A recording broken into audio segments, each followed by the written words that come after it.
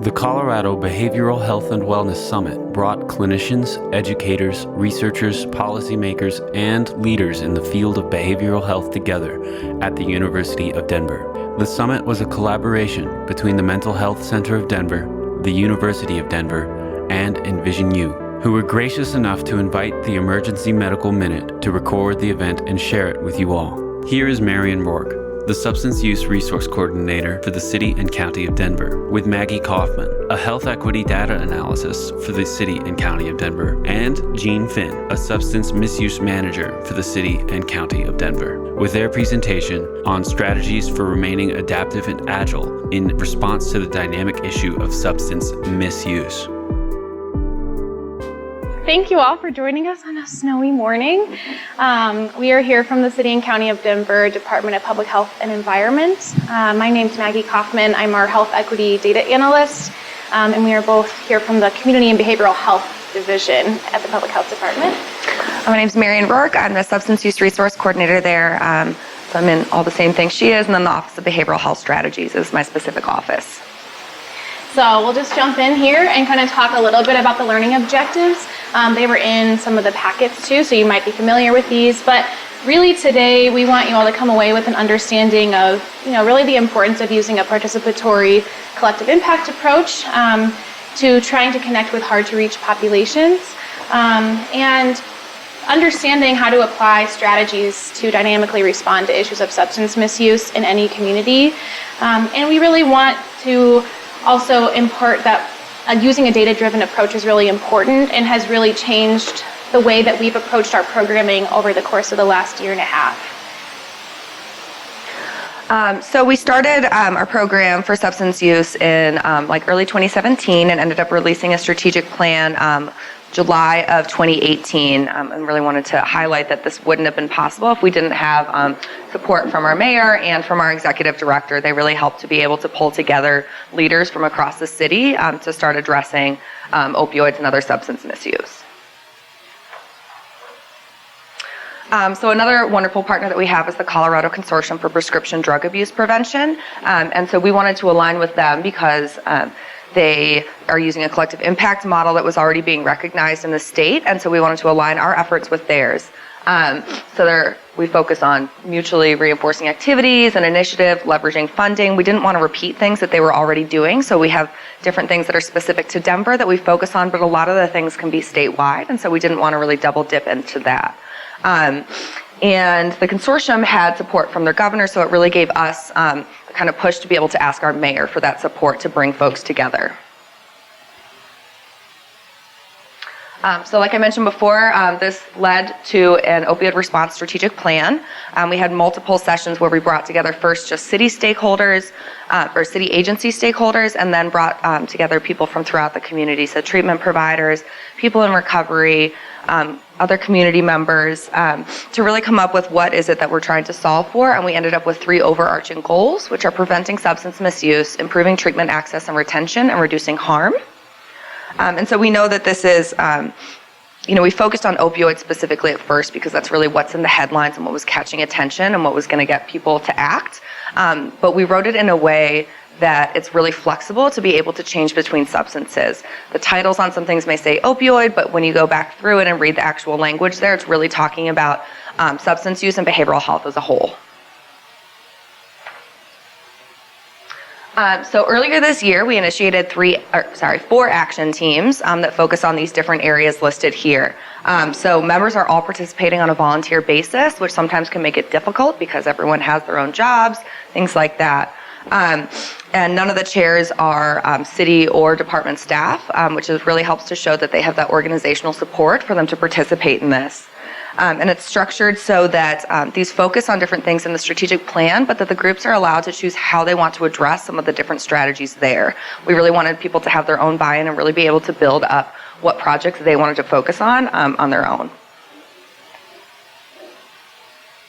So one of the other things we really focused on in this strategic plan to allow us to remain flexible and kind of adaptable to changing issues in Denver was really trying to approach this with a data-driven lens. And that includes monitoring issues of substance misuse and risk and protective factors at a population level, and also looking at emerging trends in Denver specifically. We also really wanted to write the strategic plan in a way that had measurable outcomes so that we could be driving our efforts written into this plan from population level information, and then monitoring that Denver specific and initiative specific outcome information to make sure that we were responding most appropriately. And this really also helped us establish partnerships across the city and also across non-city agencies in Denver to allow for data sharing and really starting to understand what was happening in Denver in terms of substance misuse. So I'm going to talk a little bit about the data that did inform how this strategic plan was written, what initiatives we started out with, and then how things have changed in the last year. One of the first things we started monitoring was drug-related deaths. So, the ultimate goal of the strategic plan is to prevent drug-related fatalities in Denver. So we really needed to understand our baseline. Where are we starting from? What are drug-related deaths looking like in Denver? As Marion said, a lot of what we hear nationally is about opioids. And as we started monitoring information from our medical examiner's office, we realized in Denver, the drug-related deaths were really about methamphetamine, heroin specifically, and also polysubstance use. So we were seeing a lot of increases in cases where people had multiple drugs in their system at the time of death. So that really led us to change a little bit the way we were thinking about programming and the partners we wanted to work with to make sure we were engaging the right populations. The other thing we really wanted to keep in mind is our health equity lens. We are really sensitive to the fact that drug-related deaths disproportionately impact certain populations. And so one of the other things we really try to monitor through our medical examiner data is racial and ethnic disparities in drug-related deaths. So I know there's kind of a lot on these charts, but if you look at the table at the bottom with the highlighted rows, you can see that white and Caucasian populations and Black populations are really disproportionately more likely to die from a drug-related reason than other races and ethnicities in Denver. So that really has been in the forefront of our minds as we're planning programs and trying to address disparities and engaging populations who may be most affected by these kinds of issues. And then, as I mentioned, we're also looking at population level trends. So part of what has informed the activities we wrote into the strategic plan is really thinking about substance misuse nationally among adults, and then risk and protective factors in youth in Denver specifically. So this chart in the orange and purple really looks at past year use of substances by adults nationally, and we're still seeing, about 20% of adults reporting that they're using illicit substances in the past year. So that's really helpful information for us to know, and then it kind of drives us to look more closely at what those substances look like in Denver and how we might reach out to those populations to think about harm reduction strategies or other strategies to help prevent adverse health outcomes. And then on the right here, you can see some data on youth. So these are from our Colorado-specific surveys, Healthy Kids Colorado and Rise Above Colorado, and really thinking about whether or not youth have a trusted adult to talk to if they have a serious problem. So this, again, gets more at the protective factor side. We really want to understand what's happening upstream in our young people and how can we also tailor programming to address those upstream factors. And part of one of our strategy areas in the strategic plan is reducing initiation to substance misuse. So you can kind of see how all of these different data sources are playing into how we're planning our programs, and then as those trends change over time, this is a 5-year plan, we might need to go back and adapt some of those activities to be more in line with where the data are going. So like I mentioned, some of the major takeaways for us when we were implementing the strategic plan and then working through some of the programming were that Denver's substance misuse issues are a little different than national headlines. Like I said, more related to methamphetamine and heroin use.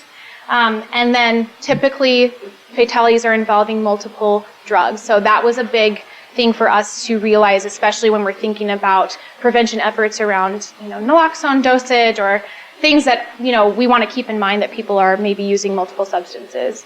And then again, we really decided we really needed to continuously evaluate our efforts and evaluate both those population level data and the Denver specific trends to be able to most appropriately respond to something that's changing so dynamically all the time. So I'm going to give you guys an overview of a couple specific projects that we've been working on. So the 24/7 medication-assisted treatment pilot, I don't know if folks are familiar with medication-assisted treatment, but it's used mostly for opioid use disorders. So there are three major types that can be used. There is naltrexone, there is buprenorphine, and there's methadone. And so it helps to it helps folks who are trying to stop using opioids. So that's one of them, and so we really wanted to make sure that people are able to get that immediately when they want it. So I'm going to dive in here. So this is a project that has been happening at Denver Health since the beginning of the year in their emergency department, and that's similar. So this is inductions on buprenorphine. So there are a lot of hospitals in the state and across the country that are starting to do these inductions on buprenorphine, but the difference here is that we're doing the biopsychosocial assessment alongside it. So we had folks, we had providers saying, we have tons of capacity, we don't know why folks aren't coming in, and we had people in the community saying, I can't get into treatment, specifically talking about medication-assisted treatment. So we had a 2-day session where folks came together and were like, what are these, what is happening? Where's that bottleneck? And it really was that biopsychosocial assessment can take up to 4 hours to complete. And there's not always staff on hand to be able to do that. So while folks are being titrated to a therapeutic level while they're in the emergency department, they have a social worker or other clinician come in and do that biopsychosocial assessment. Then that information is able to be transferred over to one of 3 places right now, currently either within the Denver Health System, Denver Recovery Group, or Behavioral Health Group. And so we're working on expanding that to other places as well, but we wanted to try it out first. So it's a secure system that they're able to push that through. Yeah, and again, kind of to get back to that data-driven approach, in addition to getting that qualitative information from sort of those listening sessions to understand where that bottleneck was happening, we also wanted to make sure we're monitoring the progress on this project. It's a pilot project, and we want to make sure it's successful before thinking about expanding. So we have found a lot of success with this project. Over on the right here, we're looking at about a 67% linkage rate. So of the people who are inducted in the emergency department, about 67% are following up to that treatment, which is quite a big increase from previous follow-up rates before this pilot was started. And then we also, our overall goal with this pilot was to increase the number of people who are linked to that follow-up treatment within 24 hours. Again, as Marion said, the bottleneck we were finding was really that biopsychosocial assessment, but also, if people are ready to come into the ED for medication-assisted treatment, they may be in the right mindset to be ready for that longer-term follow-up. And so we wanted to try to reach those folks and link them as soon as possible. So that is actually going pretty well. We're looking at about 68% of those folks who are following up within 24 hours. And then again, we want to retain people in treatment. We want to make sure that they're getting the services they need long-term. Treatment for opioid use is a long-term process. And so we really are looking at a 60-day retention rate. We're at about a 53% retention rate right now. So I think things are going pretty well. It's been in place for about 9 months. And at this point, we actually are sort of using the information, the success from this initial pilot with opioid-assisted treatment. We've been hearing from other folks that, there are other issues that need that kind of medication-assisted treatment that are not opioid-related. So we're looking at expanding to, all substances. So we can induct people from the ED who have any type of substance use disorder. So that's really exciting. Yeah. And so with the linkage rate, so they have 5 days after they're inducted or released from the emergency department to be able to show up there, and that's just how long, I guess, the assessment is valid for these providers. And so folks may come back later, things like that, and there are a lot of other reasons why someone may not show up, within a couple of days, but we're really working on that. And as we expand to really look at other substances, we don't have medication-assisted treatment for a lot of other substances, so it's kind of like, how's this going to go? But, we've heard from the providers and the folks that are receiving, people who have been inducted in the emergency department, that they're really happy with it. Folks come in knowing what's going on, and they're also not in withdrawal, so they're a lot more able to take in all the information, make sure that they're kind of moving in the right direction for themselves.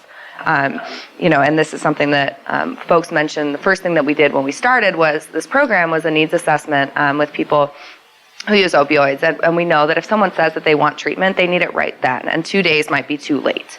So we really wanted to make sure that people were able to have it immediately.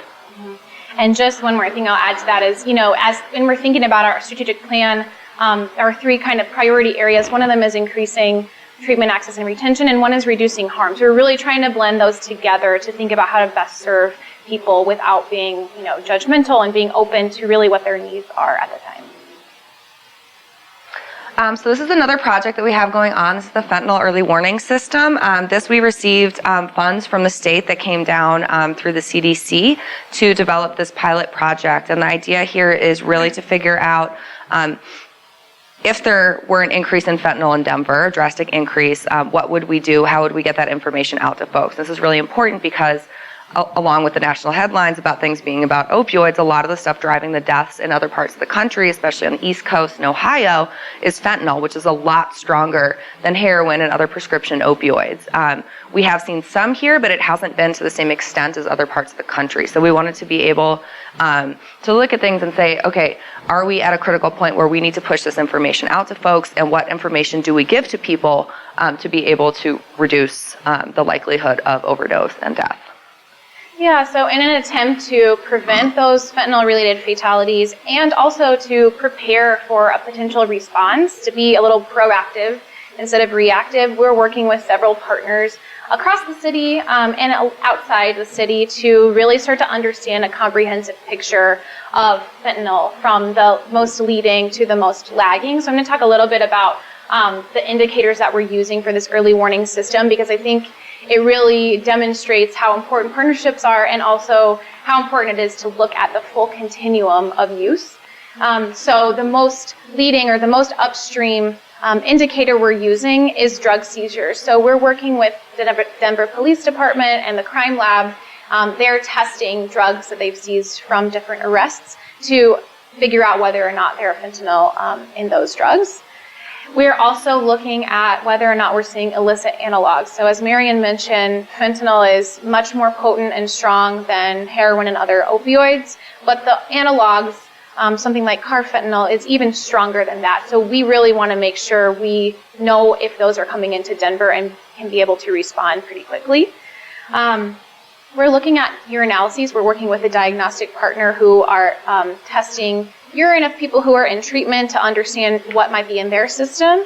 We're also working with the paramedics in Denver to understand how often they're distributing really high doses of naloxone. So again, with a higher potency, we're kind of making an assumption that it's going to take more naloxone to recover somebody who has ingested fentanyl than it would if they'd ingested heroin or some other opioid. And then we're also looking at some syndromic surveillance, which is a national, basically a CDC algorithm to determine how many opioid use disorder cases we expect to show up in a hospital or ED. And then we're looking at that in comparison to Denver to see, if there are ever any alerts. Do we ever have more cases of opioid use disorder in Denver than we expect at a national level? And then, of course, our most lagging indicator is the mortality data. So working with our medical examiner's office to understand for people who are dying due to drug-related issues, what proportion of those had fentanyl in their system. These partnerships really allow us, one, like I said, to have a comprehensive understanding of how fentanyl may be coming in through the police, through the police testing, and then what's happening to people later on when they may be using something, whether or not they're aware that fentanyl is in it. And the idea behind this project is really to identify sort of a trigger point where our full team, this full partnership, would respond with some kind of communication to communities of use to let them know to, be careful, think about what they're using. It's not intended to tell people to stop using drugs. It's really to make them most aware and most educated about what might be out there, because that risk of death is so much higher with something with fentanyl in it. So we are also collecting some qualitative data to start to understand what that communication campaign could look like. Yeah, so the communication piece is obviously really key with this as well, and we wanted to make sure that we were able to reach people in the right way in the event that we release this alert. So we did focus groups with 45 people and 4 key informant interviews, and it was 7 different focus groups over the course of 2 weeks. It was pretty intense, but we got a lot of really wonderful information from folks. We talked to people who were in recovery. We talked to people who were currently using. We talked to people who are currently in treatment, and not just people who used opioids, but also people who were using methamphetamine or other stimulants, because we know that it could end up in that drug supply, and they would have even more of a risk of overdosing because they don't have that tolerance already. So we talked to these folks, and what we heard from them was really, when you put out the message, we want it to be straightforward, simple, and non-judgmental. Just tell us what it is, and then ideally to say what drug it was found in, because that impacts what you're going to use, or who that message should really be going to. Also, harm reduction strategies, obviously, so there are things like, make sure that you have naloxone, but not just having naloxone, making sure there's someone there that could administer it to you, because it doesn't help to have naloxone if you've overdosed, and there's no one there to give it to you. Also, we talked about what different colors it should be, and it was really informative for us to have folks say, don't make it yellow, because yellow is associated with the sweeps that the city does of some of the homeless encampments. So that was really informative. Usually you think yellow, caution, okay, that would be great. But the fact that they told us absolutely not, we will ignore it, was really useful for us to know. So brief statistics. And then also we had folks relaying information on who they thought good gatekeepers were for this. These were all anonymous, so it was really it's difficult to figure out how to do follow-up with folks, but so many of the participants wanted to be those gatekeepers, and they were like, I will go out and tell people right away. And this also allowed us really to build that trust with people in the community. There's, I think, historical and current, distrust of government agencies among people who use substances for multiple reasons, but it really helps to build that sense of community, and that they know that they could come to us if something happened, and that they know that we're giving them accurate information, and we don't want them to die. We don't necessarily care if they use or not, but that we want to give them the right information so that they can take care of themselves. So another thing that we have going on is, and this is kind of a broad touching on multiple things, is peer navigation and recovery. So I mentioned earlier the different action teams. One of them is the lived experience insight action team. And so they they're a group of people who are mostly in recovery who will provide feedback to some of the other action teams to really make sure that we're grounded in what we're doing, but also work on their own projects. So their idea was to really create a peer-run drop-in center, which we haven't, found funding for yet, but we're working towards, what that might look like. And that might be supported by some of the city-led efforts we have. So we're really fortunate the Denver Public Library has a fantastic peer navigation program. So these are people who have experienced life challenges. I think they have about 6 of them now. So these are people who maybe experience homelessness, mental health challenges, substance use, and they're overseen. There are also 4 social workers there as well. And so these peer navigators meet with folks and ask, help them navigate different services. And it really helps folks to have someone who's been through it to talk to. This needs assessment we did when we were starting all these projects to figure out, how do we develop something for the city, for Denver. We really wanted to make sure that we were listening to the voice of the people that we were trying to impact. And one of the things that people said was, I don't want someone who's read textbooks about it. I want someone who's been there and been through it. And so we now have a peer navigation kind of initiative throughout the city, and the city's really adopted that, and that also we've had a lot of mayoral support for that, so it's not just in the health department, but with human services and things like that. And so they're hiring folks with lived experience to do this work, which is really exciting for us. And then it also kind of elevates the importance of multiple pathways to recovery, and that people can be in recovery and working, and that people, it reduces the stigma associated with recovery as well. So we have hired 2 peer navigators in our program so far. And then we have another colleague who is also a peer, and she is doing technical assistance with folks. So her information is down there if anyone wants more information on that. She spent months trying to get this job description and hiring guidance through. So there's some difficulties in that because you want to make sure that you're really getting people who are in recovery and have that lived experience when you're doing this work. But there are also certain questions you can't ask because of disabilities requirements. And so she worked with the city attorney's office and human resources to really make sure that that we were asking the right questions and finding the right people. There's nothing wrong with, women our age having MPHs and coming in and wanting to do street outreach, but if we're really trying to find people who are in recovery, we need to make sure that we're asking the right questions. So that was a really big success for us. And then they're operating a learning collective that is going to be meeting quarterly, and so that provides support to the peers, their supervisors, and executive directors in the city, and so that they can really, build that up. And it's open to anyone who contracts with the city as well. So folks, people who are interested in that, feel free to reach out. The upcoming one is really going to be about supporting, about supervisors supporting their staff. So we kind of just wanted to do a little bit of a recap of the different strategies that we hope you all can take with you and apply in your own work, in your own communities. And really to kind of wrap up with another kind of real concrete example of how we've used all 3 of these strategies together to kind of do something that's, I know all of our projects are kind of ongoing, but,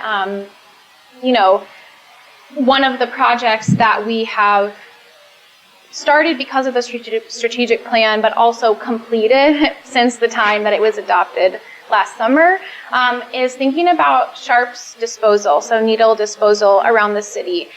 We were starting to notice, and in particular as we're starting to work with our Parks and Recreation Department, rangers and other people calling 311 were finding sharps in the public right-of-way pretty often.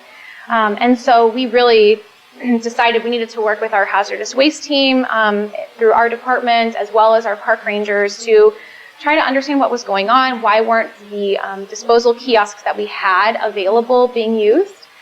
We also talked to the contractors who are responsible for actually disposing of the sharps that are collected. And what we heard was, the sharps disposal kiosks were down on the Cherry Creek Trail. They were really hard for contractors to get to. They were hard to unload. And also people felt uncomfortable disposing in such a public location.